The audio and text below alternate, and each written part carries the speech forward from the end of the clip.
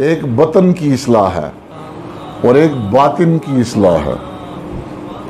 اکثر اللہ معاف کرے وہ بطن کی اصلاح کے لیے خانقاہ میں بیٹھ جاتے ہیں. ہاں پیٹ کی اصلاح کے لیے بطن پیٹ کو کہا جاتا ہے. اور ہر آنے والے کی جیب پر نظر ہے اور کچھ مختلف ہیلوں بہانوں سے کیا کچھ نہیں کیا جاتا. اب لوگ تو سادہ ہیں. مرید سادہ تو رو رو کے ہو گیا تائب. خدا کرے کہ ملے شیخ کو بھی یہ توفیق.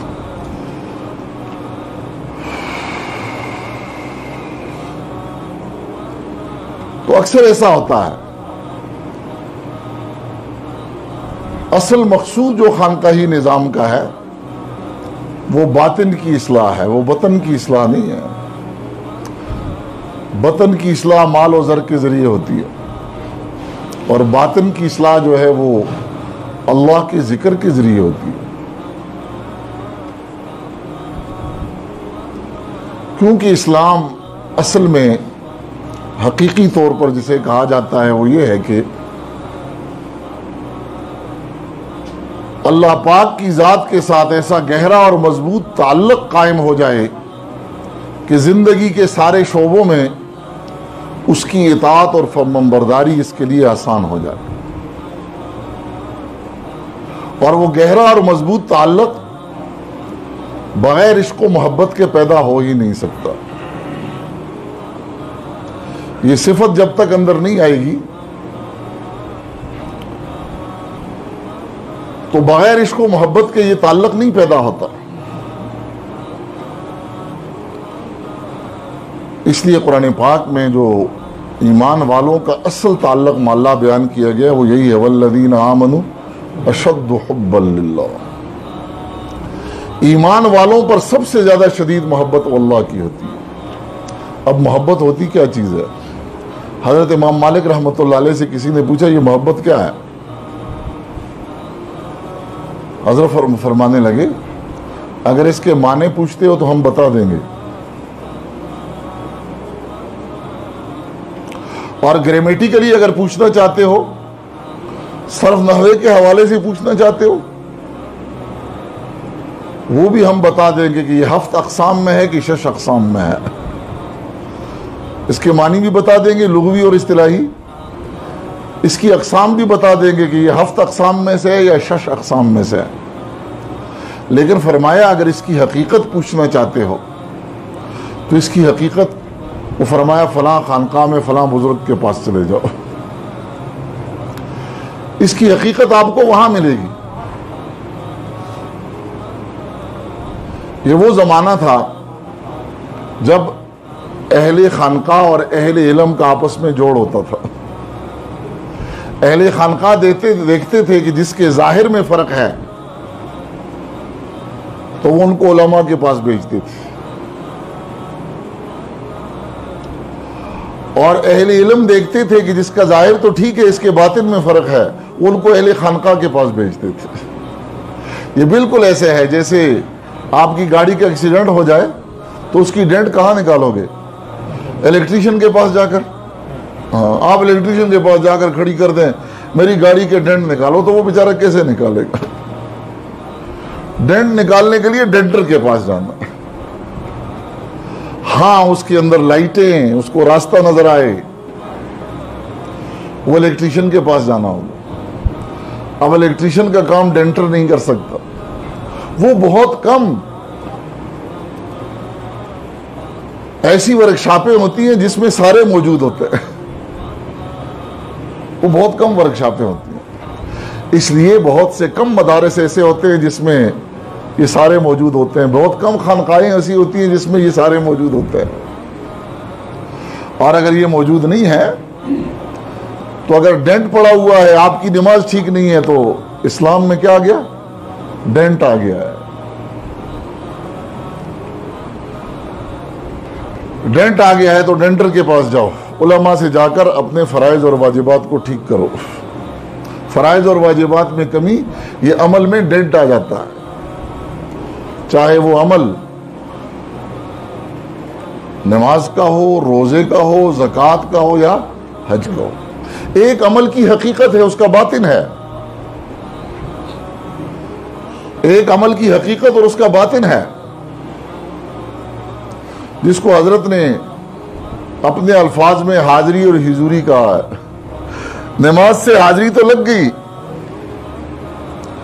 لیکن یہ ہے کہ جب تک حضوری نہیں ہے تو نماز میں چمک کیسے پیدا ہوگی؟ تار جڑا ہوا نہیں ہے. آپ ساری فٹنگ کر لیں اس کمرے میں، لیکن پیچھے سے تار تھوڑا سا کٹا ہوا ہو، ساری فٹنگ کے باوجود بھی نہ یہ پنکھے جلیں گے اور نہ یہ بلب روشن ہوں گے.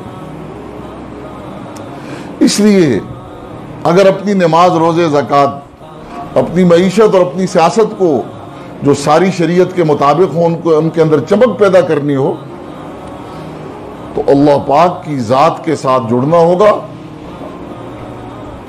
حاضری کے ساتھ ساتھ حضوری بھی پیدا کرنی ہوگی.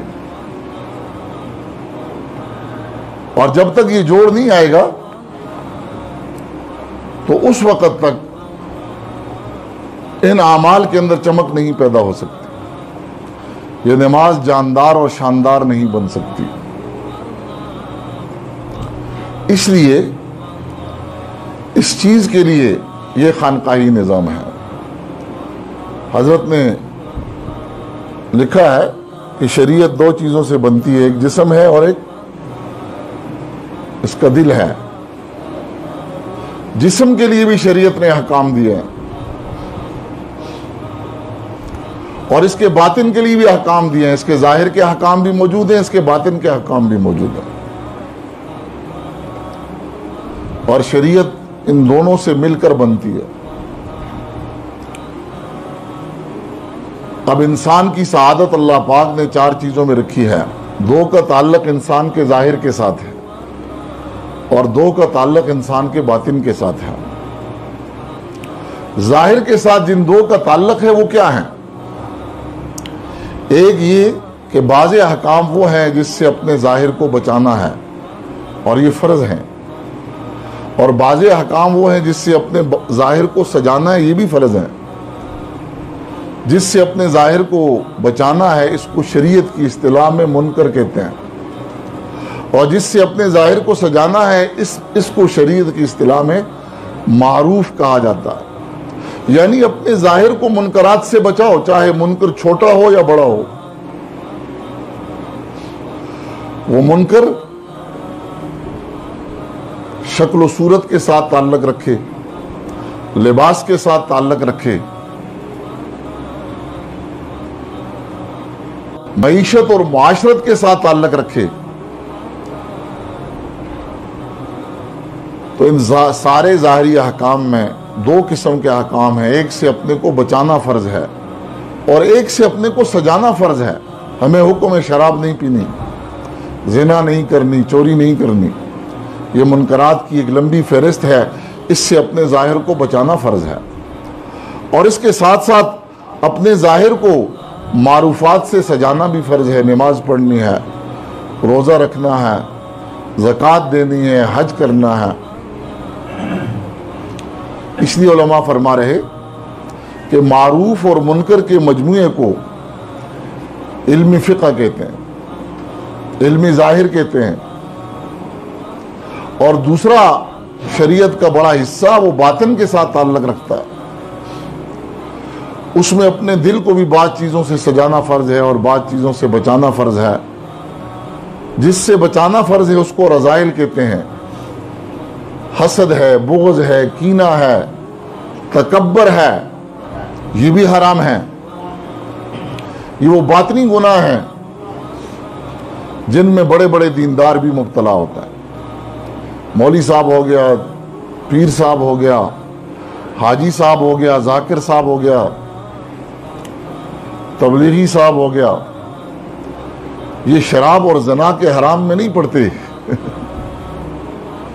یہ تکبر، حسد اور بغض کے حرام کے اندر مبتلا ہو جاتا ہے. اس سے بھی دل کو ایسے ہی بچانا فرض ہے. اگر زنا حرام ہے تو تکبر بھی تو حرام ہے، شراب حرام ہے تو بغض اور حسد بھی تو حرام ہے. وَذَرُوا ظَاهِرَ الْإِثْمِ وَبَاطِنَهُ، چھوڑ دو ظاہری گناہوں کو بھی اور باطنی گناہوں کو بھی. اب شریعت فوکس کس چیز پر کرتی ہے؟